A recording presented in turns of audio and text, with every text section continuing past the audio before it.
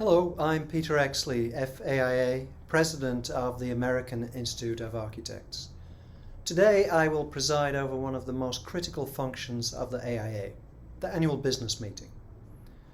Today we will contribute to its legacy as the preeminent association created by architects more than a century ago.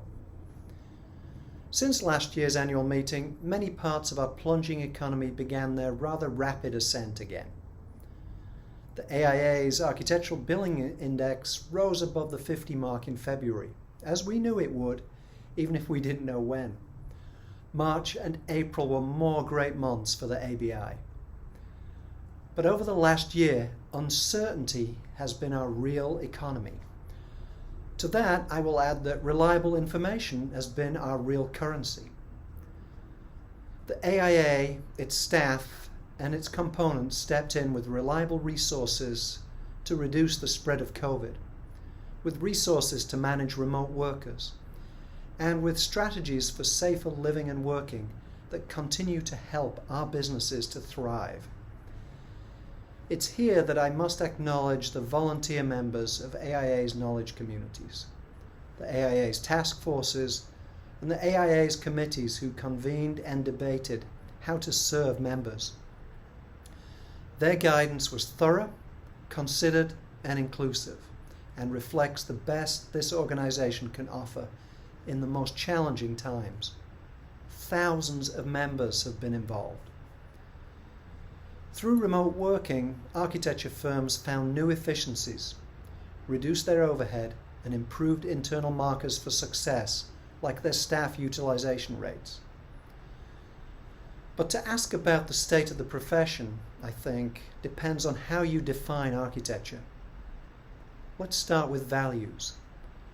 The values that prompt us to pursue certain projects that we know will be worthwhile. The values that help us consider opportunities, no matter how small, to do something special for our clients.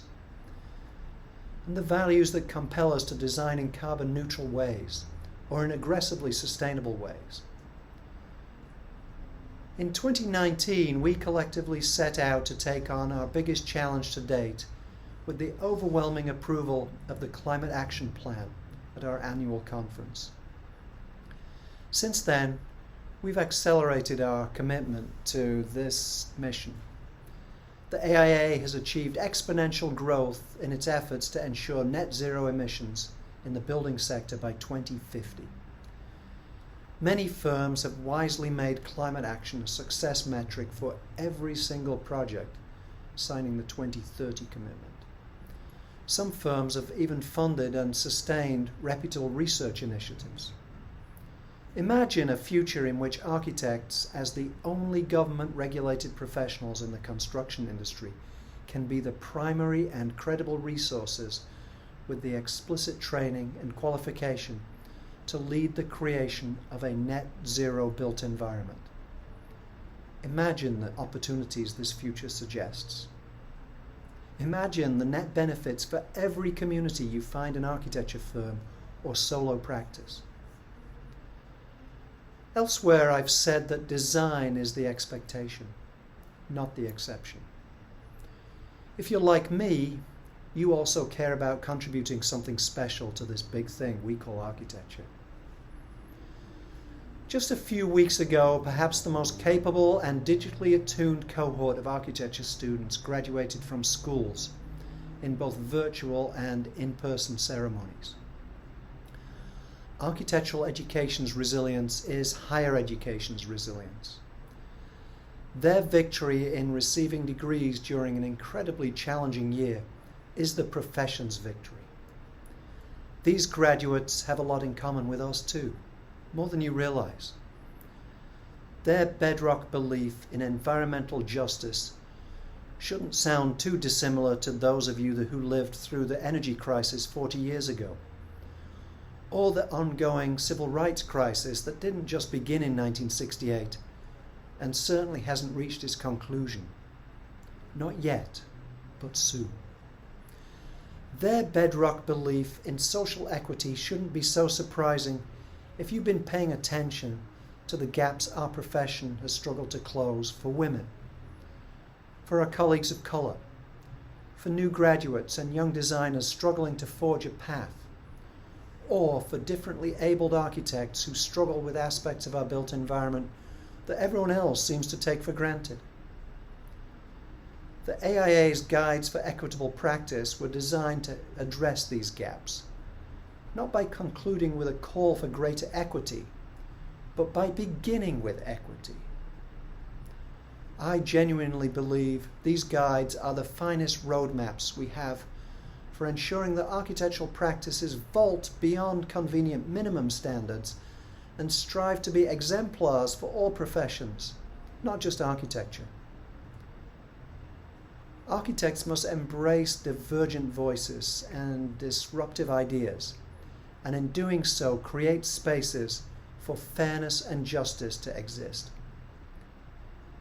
If architects can be a beacon for equity and decency, then we have no choice but to succeed or evolve through trying. So what is the state of the profession?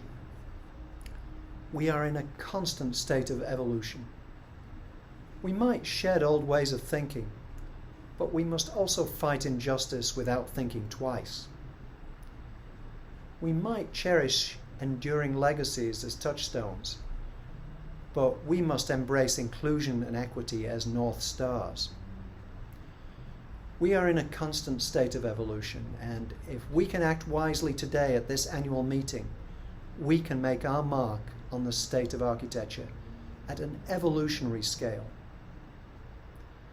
We're already off to a good start. This virtual business meeting removes barriers to so many people to attend and participate in the work of the AIA. In fact, this opportunity to participate has never been afforded to so many members. We adapted, and therefore we evolved. If I can persuade you of one thing today, it's that adaptation is the law of survival. In making this accommodation for members, even if our hand was forced by a pandemic, we have done something useful for them today and in all of the business meetings ahead. The argument for doing business virtually is the same as doing business fairly and productively. We must continue to adapt in this way.